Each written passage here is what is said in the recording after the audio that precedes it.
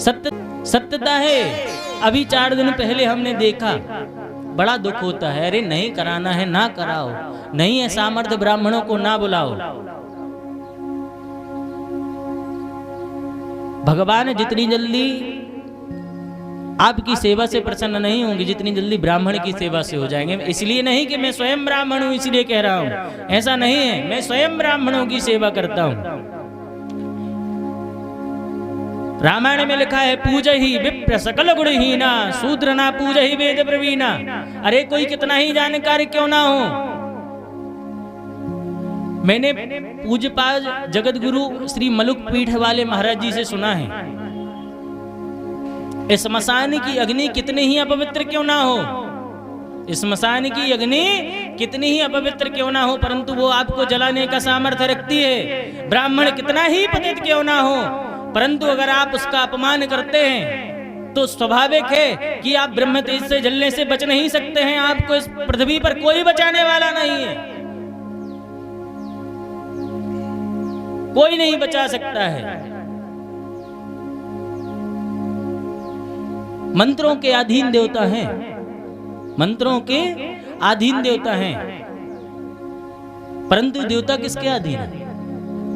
मंत्र के। मंत्र किसके अधीन है? ब्राह्मणों के, किसी और के अधीन नहीं है। दैवाधीनम जगत सर्वम, देवताओं के अधीन जगत है। मंत्रों के अधीन, मंत्रधीनाश्च देवता, मंत्रों के अधीन देवता है, परंतु वह मंत्र किसके अधीन है? ब्राह्मण के। इसलिए ब्राह्मण इस पृथ्वी का देवता है, उसकी पूजा करो।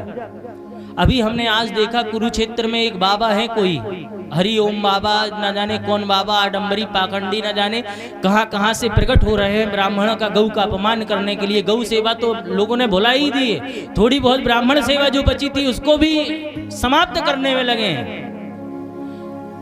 महाराज कोई तत्व का ज्ञान है नहीं है, ना जाने कहां से गुरुमुख कुछ किया नहीं है, कुछ जानते हैं नहीं है, लंबा तिलक लगा लिया और बस पाखंड चलने दो। और भगवान की कृपा भी ऐसी है कि सबसे ज्यादा लोग पाखंडियों पास ही भाग रहे हैं। अभी 3 दिन पहले तीन ब्राह्मणों को गोली मरवा दी पाखंडी बाबा ने, उस धूर्त ने। उस पता नहीं कैसा धूर्त होगा है। अरे नहीं है सामर्थ्य, ना बुलाओ, ना यज्ञ कराओ। यज्ञ कराना है, बेचारे सीधे साधे भोले भाले लोगों को लूटना है और फिर ब्राह्मणों को गोली मरवा देनी है। ब्राह्मणों के नाम से लेते हो, ब्राह्मणों का ही खाते हो। अरे तुम कहां तक जियोगे भैया? कुछ करो ना करो, भगवान की पूजा करो, सत्यनारायण की कथा खुद से कर लो, नहीं है सामर्थ्य। लेकिन अगर ब्राह्मण कोई घर में आए, दरवाजे पर कोई गऊ आ जाए तो कुछ और मत करो, गाय के लिए एक रोटी पवा दो, आपकी सत्यनारायण से ज्यादा लाभ हो जाएगा। सत्यनारायण ना कराओ, ब्राह्मण देवता आ जाए उन्हें भोजन करा दो। मैं गारंटी लेता हूं, अगर दिशा से भटका हुआ ब्राह्मण नहीं है तो आपका कल्याण जरूर हो जाएगा। ब्रह्म वाक्यम जनार्दन, ब्राह्मण का वाक्य भगवान भी नहीं काट सकते हैं, उनके अंदर भी सामर्थ्य नहीं है।